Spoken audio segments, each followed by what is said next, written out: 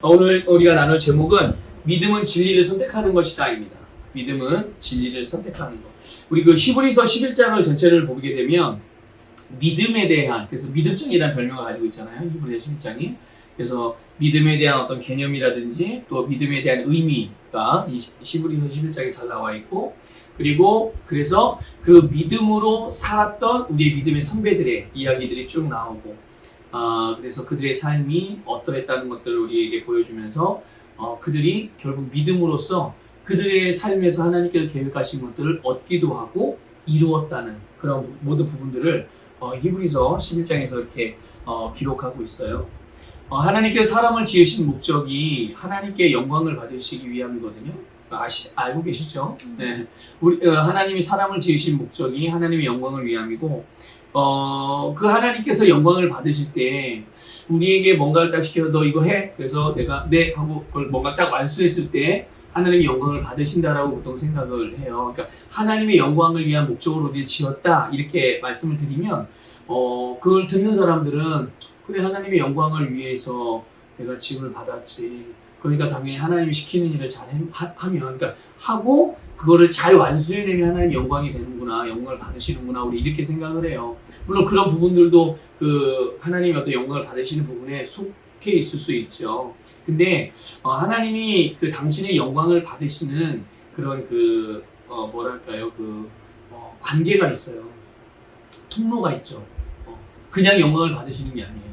뭔가 프로젝트를 딱 주고 너 이렇게 해. 사명을 딱 주고 너 이렇게 해. 네가 완수하면 내가 영광을 받을게. 그래서 이런 게 아니죠. 하나님께서 우리를 사람을 통해서 영광을 받으실 때 어떻게 영광을 받으시냐면 교제하시면서 영광을 받으세요. 교제가 이루어질 때 영광을 받으시는 거예요. 근데 교제는 안 이루어지고 그냥 하나님의 일이라고 해서 그 일만 딱 완수를 해. 뭐 100% 하나님을 만족시킬 수 있을 만큼 교제가 없는 상태에서는 하나님의 마음을 만족시킬 수 있을 만큼 그것들을 완수할 수가 없어요. 사람의 모양에는 만약에 이런 거 있겠죠. 만약에 뭐 1년 동안 10명을 전도해. 이런 프로젝트를 줬어요. 사명을, 책임을 딱 줬단 말이죠. 그러면 하나님 영광을 받으실 거야. 그럼 이 사람은 열심히 이제 전도를 하겠죠. 그래서 정말 1년 동안 열심히 노력해가지고 10명을 딱 전도를 했어요. 근데 하나님이 영광을 안 받으실 수도 있다는 거죠. 전도를 했는데 사람들은 박수 쳐주고 선물로 금반지도 주고 그런 이벤트 많이 하잖아요. 전도 목표 달성하면 선물 교회에서 이렇게 준비해서 사람들은 박수 쳐주고 우와 대단하다 하나님 감사합니다 이렇게 하겠지만 하나님이 그걸 보면서 영광을 안 받으실 수도 있다는 거예요. 어떻게? 하나님과의 교제가 없이 그냥 일만 하는 거죠. 일만. 그럼 하나님이 영광을 안 받으세요. 그런 걸 여러분 우리가 꼭 알아야 돼요. 하나님이 사람을 지으시고 나서 사람을 지으신 이유와 목적이 하나님께 영광을 받으시기 위함이라는 것은 그 하나님의 형상을 따라 하나님과 지은 사람들과 교제함을 통해서 하나님 뜻이 이루어지고 하나님이 주신 그 복을 그들이 누리고 그 안에서 하나님의 풍성이 무엇인지를 경험하고 그들이 알아야 되거든요. 그걸 모른 채로 그냥 열심히 뭔가 일만 하게 되면 그렇잖아요.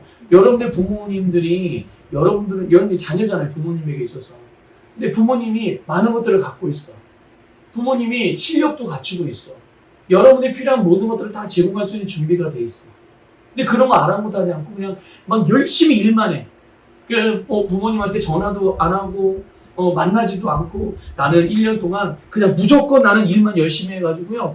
그냥 돈 많이 벌어서 부모님께 기쁨을 드릴게요. 그러면서 열심히 일만 해. 그래서 1년 있다가 전화를 해요. 1년 있다 부모님을 만나. 돈을 내가 1년 동안 1억을 만들어가지고 열심히 정말 부모님도 안 만나고 열심히 잠잘 것도 안 자고 피곤이 상접한 모습으로 나타나가지고 통장에 1억을 딱 만들어가지고 부모님에게 딱 가져갔어. 엄마 아빠 어머니 아버지 제가 1년 동안 드디어 엄마 아빠에게 기쁨을 드리기 위해서 1억을 만들어 왔습니다 하고 통장을 딱 펼쳐드렸어요. 근데 이제 여러분들의 모습은 피골이 상접하고 먹을 것도 못 먹고 맨날 인스턴트 먹고 잠도 제대로 못 자고 그래서 눈 이만큼 들어가고 입술은 까매지고 피부도 거무디티해가지고 진짜 병자처럼 보이는 거죠. 부모님이 기뻐할까요? 기뻐하시겠어요? 만약 여러분들이 이제 결혼을 해서 자녀를 낳았어요. 여러분 자녀가 만약 여러분들에게 그런 태도를 가지고 다가온다고 생각을 해보세요. 기뻐하시겠습니까? 1억이 아니라 10억을 갖고 와도 그거 기뻐할 수 없어요, 부모님은. 부모님이 원하는 거는 1억, 10억, 100억이 아니에요. 돈이 아니에요. 돈의 액수가 아니라 내 자녀가 행복하고 건강하고 아름다운 거. 그게 부모가 자녀에게 원하는 거거든요. 하나님도 마찬가지예요. 근데 그 하나님과의 교제를 통해서 하나님 영광을 받으시는 거지, 하나님과의 교제도 없어. 근데 그 교제가 어떻게 일어날까요? 그게 바로 믿음을 통해서만 이루어진다는 거죠. 오직 믿음으로만 그 하나님과의 교제가 이루어져요. 교제를 뭐 다른 말로 여러 가지 표현할 수 있겠지만, 교제는 말 그대로 하나님 앞에 나아가는 거잖아요. 믿음이 없이 어떻게 하나님께 나아갑니까? 그렇죠? 믿음이 없이 하나님 앞에 어떻게 예배를 드릴 수 있냐고요? 믿음이 없이 어떻게 하나님께 기도하고, 믿음이 없이 어떻게 하나님께 찬양? 아니 사람들은 믿음 없이도 그냥 다 따라하던데요? 그렇죠? 따라할 수 있죠. 그런데 하나님이 보실 때, 하나님이 우리가 예배, 찬송, 기도, 믿음의 삶, 신앙생활 이러면 우리 기준에서의 찬양과 기도입니까? 예배입니까? 하나님 기준에서의 찬양과 기도와 예배입니까? 하나님 기준에서의. 그러니까 하나님이 예배라고 말하는 것은 믿음으로 드리는 예배를 말하는 거예요. 하나님이 우리에게 기도하라는 것은 믿음으로 기도하라는 거예요. 하나님이 우리에게 찬양을 드려라, 찬양해라, 경배해라 라고 말씀하는 것은 믿음으로 하라는 거예요. 하나님 앞에 나를 드려라, 하나님 앞에 나에게 나와라 이렇게 말씀하는 것은 믿음으로 나오는 것을 말하는 거지. 어떤 종교적인 그런 모양의 그런 형식을 갖추어서 뭔가 나가는 그런 형식 의식이 아니라는 거죠. 여러분 누구든지 성경에서 말하기를 구원받는 것은 딱 한 가지 방법이죠. 복음을 믿음으로 구원을 받는 거예요. 자, 우리도 믿음으로 구원을 받았죠. 우리는 믿음으로 구원을. 그리고 구원만 믿음으로 받은 게 아니에요. 우리 영혼의 구원만 믿음으로 받은 게 아니고요. 믿음으로 구원받고 거듭난 이제 그리스도인들은 역시 그들이 믿음으로 구원받은 것처럼 살아가는 것도 믿음으로 살아갑니다. 이걸 꼭 기억하셔야 돼요. 구원은 믿음으로 받고 사는 거는 세상 실력으로 살려고 하면 안 돼요. 영혼의 구원은 믿음으로 받았는데 사람을 대하는 거는 자기의 어떤 그 평판을 위해서 또는 어떤 자기의 감정을 가지고 사람과 교제하고 사람을 만나고 그게 아니라는 거죠. 모든 것. 구원을 믿음으로 받았다면 그 믿음을 따라 역사하는 하나님의 생명과 복음의 능력과 하나님의 사랑, 예수 그리스도의 권세, 이 모든 것들이 우리의 믿음의 삶을 통해서 우리의 삶의 열매로 나타나게 됩니다. 그래서 우리가 주님과 동행하면서 가장 행복하고 가장 성공적인 삶을 살아갈 수 있는 열쇠, 그게 바로 믿음이라는 것을 꼭 기억하시길 바랍니다. 그런데 그럼 우리를 구원하는 성경적인 믿음, 성경에서 말하는 우리를 가장 복되고 승리하는 삶을 살게 해주는 그런 믿음이 뭐냐? 오늘 제목이 뭐였어요? 네, 믿음은 진리를 선택하는 거예요.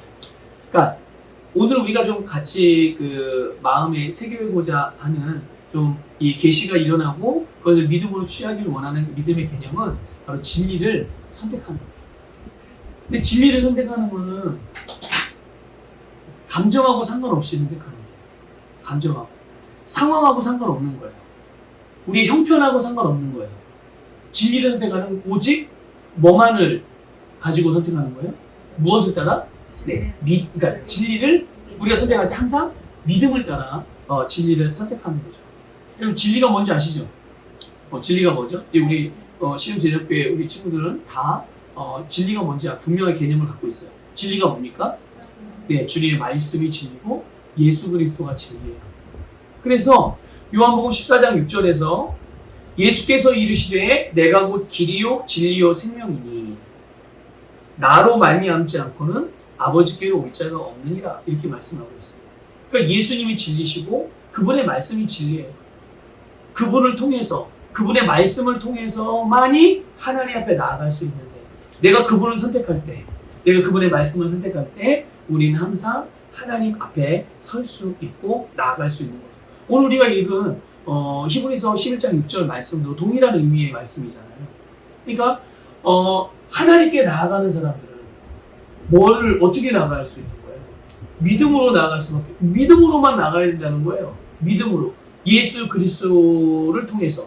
예수 그리스도의 말씀을 믿음으로 선택했을 때 우리가 하나님 앞에 나아갈 수 있는 거죠. 근데 하나님이 어떤 분이세요? 오늘 우리가 본문 말씀에서만 보면 하나님은 살아계신 분이세요.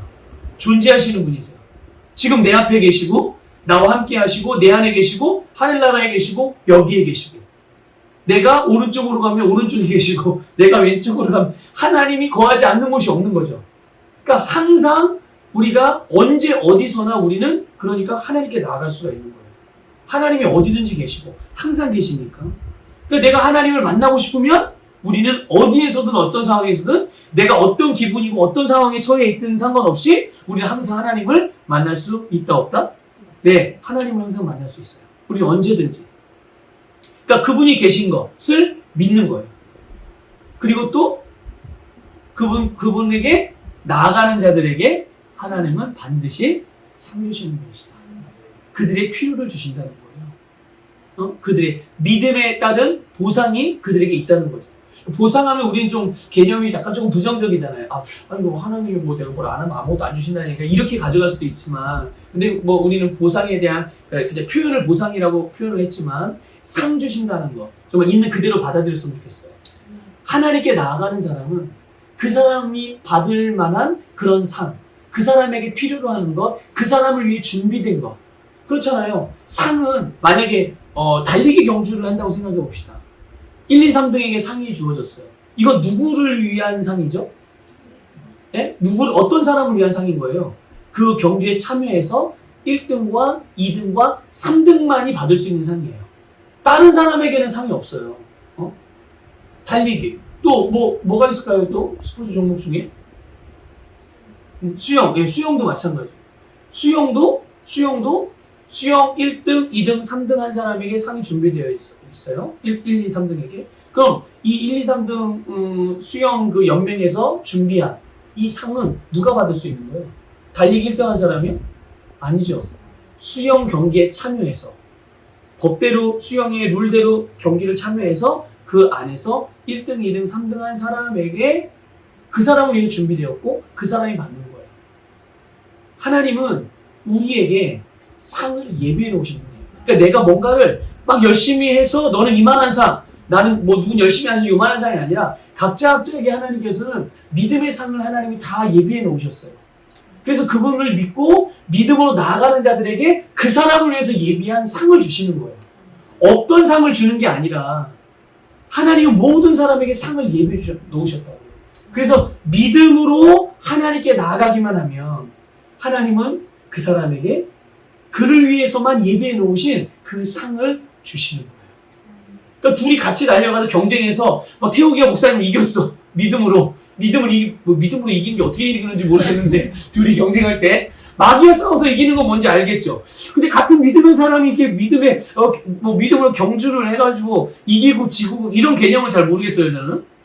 근데 어쨌든 둘이 경주인데 태우기가 이겨가지고 저에게는 상이 없고 태우기에게는 상이 있고 그게 아니에요. 각자가 믿음으로 하나님께 나아갈 때 하나님이 각자에게 예비해 놓으신 상이 있는 거예요.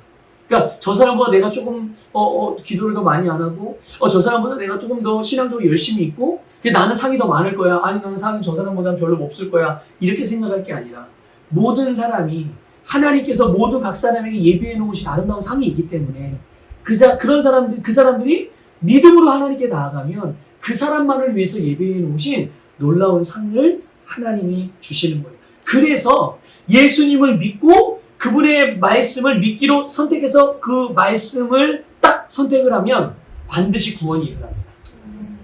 다른 말로 표현하면 반드시 변화가 일어나요. 그러니까 변화가 일어날 것을 믿기 때문에 말씀을 선택하는 거 아니에요? 생각해 보세요. 말씀을 선택해도 변화가 될 거라는 걸 믿지 못해. 그럼 그 말씀을 따라 하겠냐고. 안 하죠. 말씀이 사랑하라 이렇게 말씀을 했는데 난 사랑하고 싶지 않아. 감정적으로. 그리고 사랑하는 게 너무 힘들다는 건 알아. 근데 미리 사랑하려면 이것도 나눠줘야 되고 내 시간도 줘야 되고 아니 나는 나 이것도 하고 싶고 내 시간에 이런 시간을 좀 효율적으로 쓰고 싶고 아 내 물질을 좀 이런 데 좀 나는 더 사용하고 싶은데 사랑하려면 이것도 좀 물질도 써야 되고 시간도 내야 되니 앞으로 그러면은 이게 이만큼 줄어들면 앞으로 나는 한 두 달 정도를 더 일해야 되고 더 노력해서 이것도 확보해야 되는데 이런 걸 미리 막 예측해가지고 하나님이 사랑하는 말씀을 내가 선택하기를 주저하고 선택을 안 해. 그건 믿음이 아닌 거죠. 이게 아니 믿음은 믿음이죠. 근데 성경적인 믿음이 아닌 거예요. 부정적인 믿음인 거예요. 그런데 어떤 사람은 내 감정도 사랑하고 싶지 않은 마음이 들고 기분이 나쁘고 상대방을 누군가를 생각하면 화도 날 수도 있고 그리고 돈 쓰는 거 아까울 수 있어요. 시간 내어주는 거 귀찮고 내가 피곤한 일일 수 있어. 그런데 하나님이 사랑하라고 하셨다는 것은 그 사랑하라고 하셨을 때 내가 그 말씀을 따라 선택에 순종하면 거기에는 반드시 하나님께서 나를 위해 예배해 놓으신 아름다운 것이 있기 때문에 나는 그 영광을 볼 것이고 그렇게 내가 믿음으로 선택하면 하나님은 그런 나의 믿음의 선택을 통해서 하나님께서 영광을 받으시지. 내가 하나님과 그 안에서 교제하며 나아가는 거지. 이래서 말씀을 선택하는 거예요. 그러니까 내가 하나님의 말씀대로 된다라는 것을 그 말씀이 나에게 복이 된다는 것을 믿지 못하면 말씀을 실행할 수 없겠죠. 하지만 말씀을 믿으면 반드시 거기에 대한 신뢰가 있기 때문에 말씀을 선택할 수가 있는 거예요. 여러분 아까 대답했잖아요. 한 주님의 말씀은 진리예요. 진리는 변하지 않아요. 이걸 꼭 기억하셔야 해요. 진리는 절대 변하지 않고요. 언제나 동일합니다. 창조 때나 모세 시대나 아브라함 시대나 엘리야 시대나 뭐 다윗 시대나 또는 예수님이 이 땅에 살던 시대나 베드로 시대나 바울 시대나 또 누가 있을까요?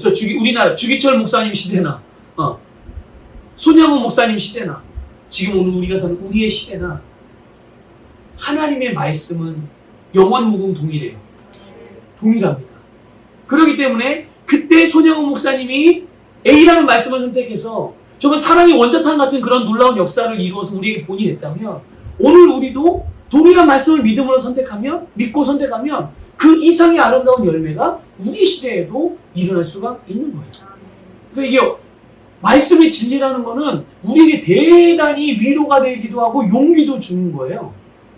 변하지 않으니까. 그래 내가 내 생각대로 뭘 하고 내 의지대로 뭘 하고 내 감정대로 뭘 했을 때는 이게 막 오르락내리락하고 막 불안정하고 그러지만 그래 말씀은 변하지 않으니까 내 생각은 변할 수 있고 내 감정은 막 왔다 갔다 할 수도 있고 내 주변에서 일어나는 여러 가지 일들에서 우리가 변화무쌍 예측할 수 없이 변화무쌍하게 일어나지만 아니 아무것도 안 변하는 게 있으니까 얼마나 믿을만해요.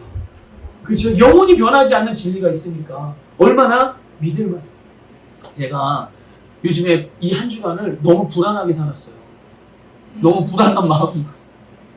왜 불안한 마음으로 살았냐면 비가 그냥 왔잖아요. 목사님은 비만 오면 불안해요. 비가 와서 날이 꾸물꾸물해서 막 뭐가 이게 심리적으로 그런 게 아니라 감정적으로 그런 게 아니라 물 새는 것 때문에 엄청 우리 집은 공사했잖아. 근데 공사했는데 이게 공사가 깔끔하게 안 된 거예요. 그러니까 물이 이게 새는 거야. 많이는 아닌데 물이 새요. 공사업자 전화했는데 전화 안 받아. 전화 안 받아. 언젠가 한번 받았는데 온다고 해놓고 안 와. 언제 올지도 모른대. 그래서 제가 목사님 생각에 이 사람하고 손절해야 되겠구나. 그런 생각을 했어요. 더 이상 이 사람 내 전화번호부에서 지우고 거래 아예 물론 우리는 AS를 받아야 될 그런 저희 권리가 있어요. 근데 그러고 싶지 않은 마음이 생겼어요.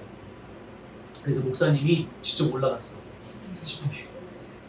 하여튼 목사님이 봤을 때 비가 여기서 새는구나 하고 판단되진 데는 하여튼 실리콘을 다 발랐어. 올라가서 식당도 그렇고 교회 본당도 그렇고. 그러니까 이게 비만 조금만 와도 또 이제 장마철이니까 계속 막 이 마음이 진짜 심장이 콩닥콩닥 뛰어요. 네, 콩닥콩닥. 근데 생각해봐요. 만약에 건물이 튼튼하고 지붕이 완벽해. 물 셀 틈이 없어. 이걸 내가 이제 아는 거죠. 만약에. 그래 이런 우리 교회 건물이는 절대 빌 셀 일이 없지. 너무 튼튼하니까. 너무 완벽하니까. 그럼 불안하겠어요? 안 하겠어요? 불안하지 않아요. 밖에서 막 태풍이 불어도 아무나 그냥 편안하게 잘 수 있어. 근데 이거를 못 믿으니까, 눈앞에 물이 막 뚝뚝 떨어지니까, 이걸 알고 있으니까 비만 오면 어떻게 해서든지, 야, 이걸 또 어떻게 고쳐야 되나, 어디 가서나 이걸 어떻게, 이렇게 하면 비가 안 셀까, 저렇게 하면 비가 안 셀까, 막 고민하다가, 하여튼 이번 한 주간은 좀 불안하게 살았단 말이에요.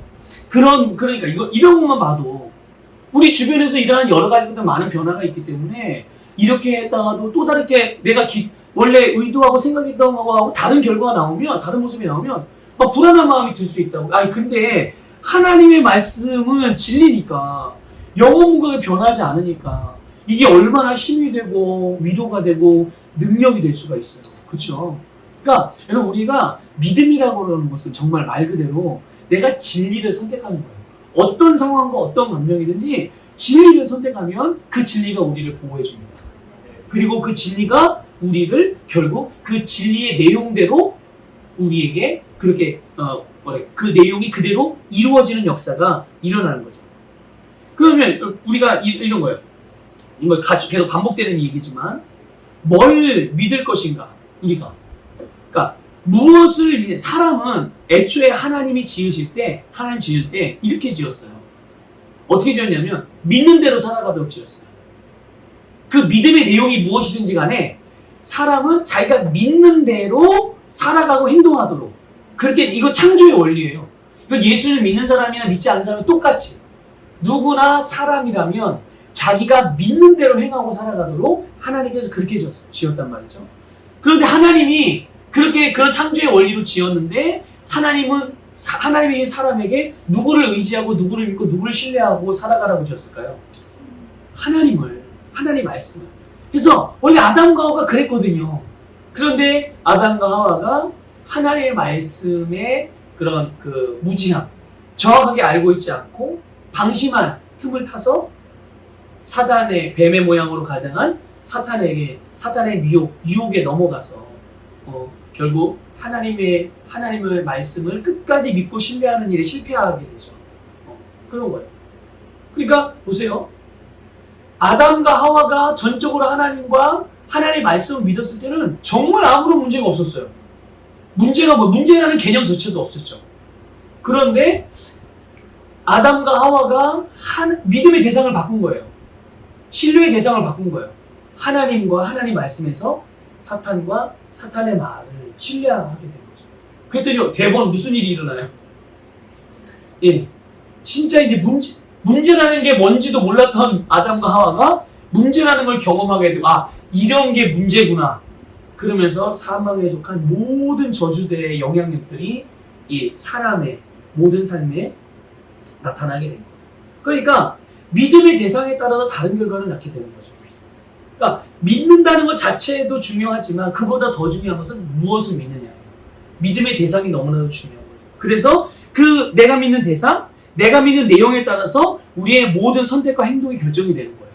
네. 그러면 한번 여러분들 대답해 보세요. 너무 쉬운 질문이기도 한데 답정너예요. 네. 그리스도인과 비그리스도인을 구별하는 가장 단순한 기준이 뭡니까? 이 사람은 그리스도인이야? 이 사람은 비그리스도인, 넌 크리스찬이야. 이거를 구별하는 가장 단순한 기준. 무엇을 믿냐? 예수님을 교회 다니냐 안 다니냐가 아니에요. 그렇죠? 무슨 교회 다니냐 안 다니냐, 일요일날 성경책 들고 교회 가냐 안 가냐 이게 아니라 그리스도인과 비그리스도인을 구분하는 기준은 딱 한 가지입니다. 예수님을 믿느냐 믿지 않느냐. 예수님을 안 믿는 사람은 비그리스도인. 그런데 이 사람은 예수님은 안 믿지만 자기 나름대로 뭔가를 믿죠. 믿기 때문에 자기가 그런 믿음을 따라 자기 믿음을 따라서 어떤 행동을 하고 살아가는 거예요. 그러니까 예수님을 믿지 않지만. 그래서 모든 사람은 각자의 믿음으로 살지만 이 예수 그리스도를 믿느냐 믿지 않느냐에 따라서 그 사람의 정체성이 달라지는 거예요. 예수님을 믿으면 그 사람은 하나님의 자녀예요. 그 사람의 정체성은 의인이에요. 새로운 피조물이에요. 모든 것을 다 할 수 있는, 이 땅에서 예수님과 같이 살고 하나님과 같이 기능할 수 있는, 대단하죠. 이게 그리스도의 정체성, 예수를 믿는 사람의 정체성. 예수님을 믿지 않는 사람의 정체성은 뭡니까? 예, 사탄의 자녀이고 세상 사람이고 죄인이기도. 그래서 이게 예수를 믿느냐 믿지 않느냐에 따라 그들의 정체성이 달라지는데 하나님의 자녀냐 사탄의 자녀냐, 하나님의 상속자냐 사탄의 상속자냐, 하나님 나라의 백성이냐 마귀의 백성이냐, 생명에 속해 있느냐 사망에 속해 있느냐, 의에 속해 있느냐 죄에 속해 있느냐, 자유에 속해 있느냐 재앙과 속박에 속해 있느냐, 건강에 속해 있느냐 질병에 속해 있느냐, 부유에 속해 있느냐 가난에 속해 있느냐. 이 정체성이 완전히 달라지는 거예요. 완전히. 그러니까 우리의 유일한 믿음의 대상, 그 내용은 여러분 당연히 영원히 변하지 않는 예수 그리스도 그분의 말씀이라는 것을 여러분 기억하셔서, 그래서 누구든지 이 예수님을 믿을 때 구원을 받는 것뿐만 아니라 그분의 말씀 믿음을 선택할 때 그 말씀이 그들의 행복, 그들의 삶을 승리로 이끌어 간다는 것을 믿으시기를 주님의 축복합니다. 그래서 여러분 우리가 이제 믿는다는 거, 또 우리가 이제 믿음으로 행한다는 거, 우리의 믿음은 단지 어떤 내가 원하는 일을 정말 원하는 대로 만들기 위해서, 또 어떤 내가 하고 싶어하는 것들을 정말 뭐 꿈, 야망을 성취하고 이루는 일, 그런 것들을 위한 도구, 기술, 방법이 아니라는 것을 여러분 꼭 기억하셨으면 좋겠어요. 우리가 때로는 믿음이 방법이다, 믿음이 어떤 도구다, 통로다 이런 표현들을 하기도 하지만 그건 정말 우리의 이해를, 그 믿음에 대한 어떤 신앙적인 이해를 돕기 위해서 그렇게 표현하는 거지, 그 믿음이라는 것 자체가 그냥 단순히 방법적인 면이 아니라는 거죠.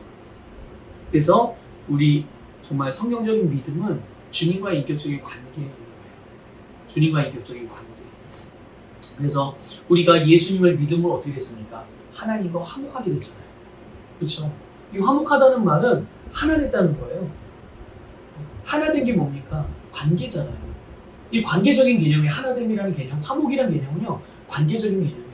그러니까 믿음은 수단과 방법이 아니라 관계적인, 아주 본질적인 개념인 것이죠. 그래서 예수 그리스도 안에서 우리가 하나님과 지속적으로 교제할 수 있는 상태가 되어지게 하는 것, 또 교제를 가능하게 만드는 것이 바로 믿음이라는 것을. 그러니까 내가 믿음으로 행할 때, 믿음으로 말씀을 읽고, 믿음으로 말씀을 듣고, 믿음으로 말씀을 취하고, 믿음으로 내가 행동하고, 믿음으로 말하고, 믿음으로 예배하고, 믿음으로 커피를 만들고, 믿음으로 직장 생활을 하고, 믿음으로 아이들을 가르치고, 믿음으로 약을 만들고, 그러니까 약을 제조하고, 약은 제약사에서 만드는 거니까. 자, 그러니까 믿음으로 행하는 그 일이 곧 주님과 교제하는 일이에요. 이걸 꼭 아셔야 돼요. 주님과 교제한다. 나는 주님과 교제가 잘 안 되는 것 같은데? 그럼 이렇게 물어볼게요. 여러분이 생각하는 주님과의 교제는 어떤 개념을 갖고 있습니까? 하나님과 교제한다 할 때. 특별한 시간에 특별한 공간에 가가지고 하나님께 막 기도하는 것을 교제, 이런 것만이 교제라고 생각하십니까? 아니면 말씀을 듣고 묵상하는 시간. 그것도 교제죠. 그것도 주님과의 교제. 근데 만약에 말씀을 듣고 묵상을 하는데 믿음이 없어. 믿음으로 하지 않으면 그냥 하라고 하니까요. 말씀 고백 기도도 그냥 목사님 사모님 맨날 하라고 그러니까 그냥 해. 그냥 뭐 하다 보면 되겠지. 이건 주님과의 교제가 이루어지는 거야? 안 이루어지는 거야? 아니 골방에서 하는데? 시간도 따로 띄워놨는데? 이건 교제가 아닌 거예요. 엄밀하게 말하면. 그러니까 교제라는 거, 주님과 교제하는 거는요, 물론 골방에서 주님과 따로 시간을 떼어놔서 구별해서 하나님과 기도하는 것도 주님과 교제하는 방식이죠. 우리가 말씀을 묵상하는 것도, 성경을 읽는 것도 교제하는 방식이에요. 말씀 고백을 하는 것도 교제하는 방식이죠. 하지만 그 모든 것들 안에 뭐가 있어야 돼요? 믿음이 있어야 돼요. 근데 만약에 내가 믿음으로 약을 조제를 해. 그러면 그 마음과 중심과 생각이 어디에 향해 있는 거예요? 하나님, 믿음은 항상 하나님에 향한 거니까. 그쵸? 항상 하나님에 대한 것들이니까요. 그러니까 내가 약을 조제하고 있어도 그 시간이 주님과 교제하는 시간이에요. 그러니까 우리는 교제가 잘 안 일어난다는 것은, 그러니까 이것도 우리가 좀 감각적인 그런 개념 안에서만 생각했기 때문에 그런 오해가 있을 수 있는 거예요.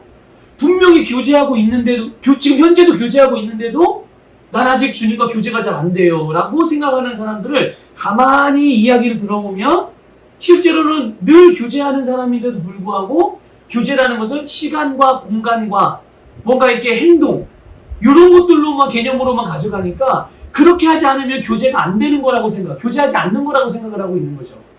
반면에 믿음이 없이도 그렇게만 하고 있으면 마치 하나님과 교제하고 있는 근데 아무런 느낌도 없고 변화도 없고 발전도 없고 성장도 없어. 왜 주님과 교제하는데 왜 이런 아무런 성장과 발전과 변화가 없지? 믿음으로 하지 않았기 때문이에요. 나는 그걸 교제라고 생각했는데 그러니까 이게 다 감각적인 부분으로만 이런 그 하나님과의 교제함을 생각했기 때문에 그렇게 인식했기 때문에 그렇게 이해했기 때문에 그런 오류가 생기는 거죠.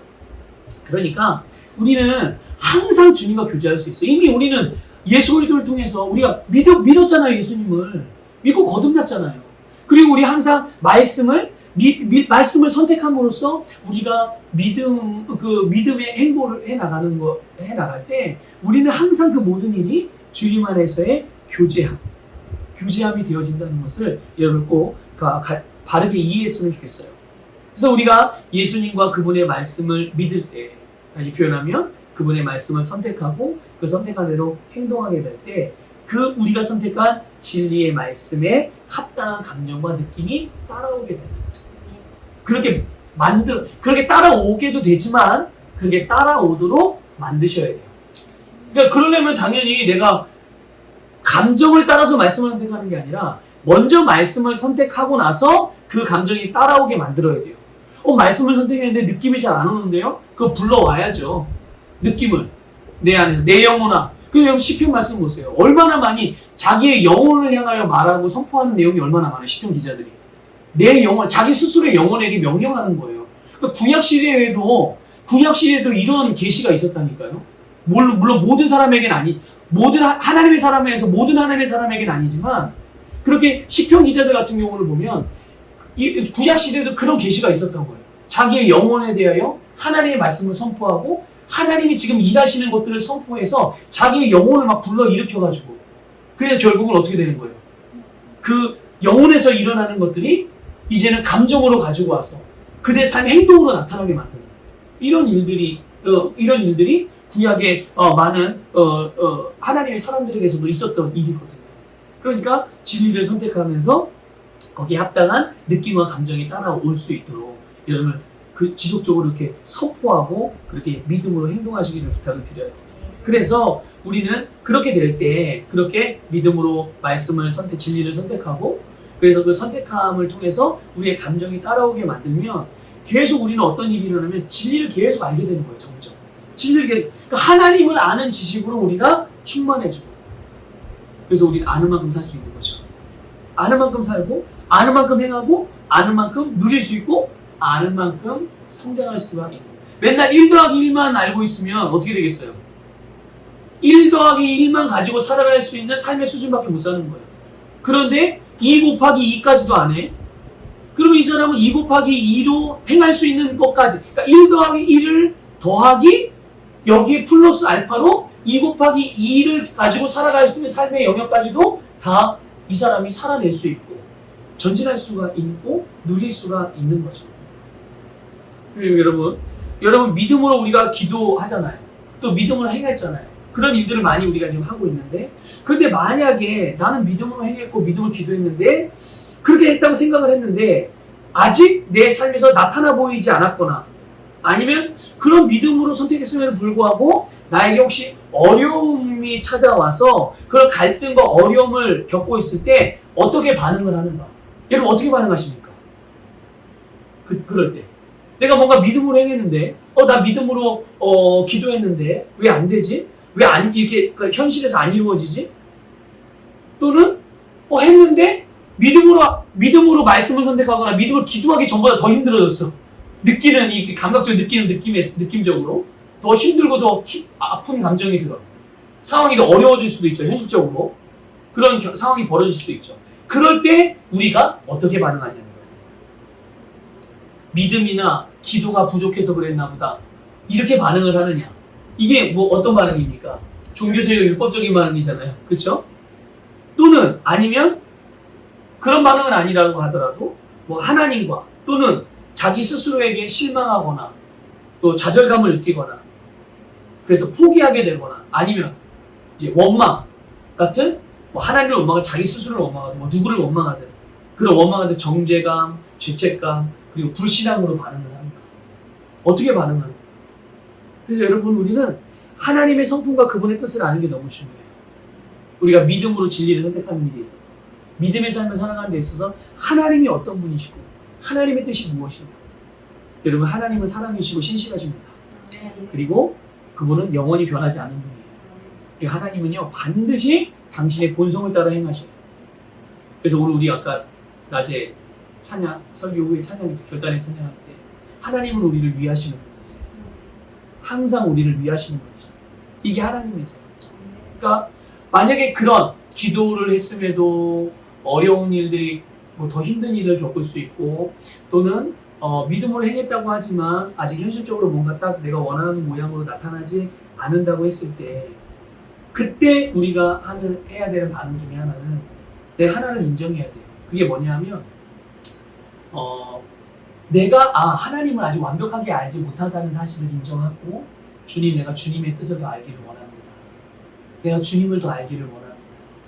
그러니까 지금 이루어지지 않고 나타나지 않고 지금 내가 겪는 어려움들로 인해서 하나님을 오해하는 일이 없이 또 이런 가운데서 하나님께 나에게 알려주시길 원하시는 내가 알지 못하는 그런 하나님의 원대하고 정말 그 놀라운 계획과 섭리 또 하나님의 성품 이런 것들을 내가 더 알기를 원해요. 주님 우리가 이렇게 반응을 한다면 우리가 그래서 그러면서 지속적으로 끊임없이 진리를 선택하고 나아가게 될 때 거기에서 우리 심령에 하나님을 아는 지식으로 풍성해질 뿐만 아니라 그 아는 만큼 결국은 우리가 이 땅에서 누리고 얻게 되고 그것을 사용할 수 있게 됩니다.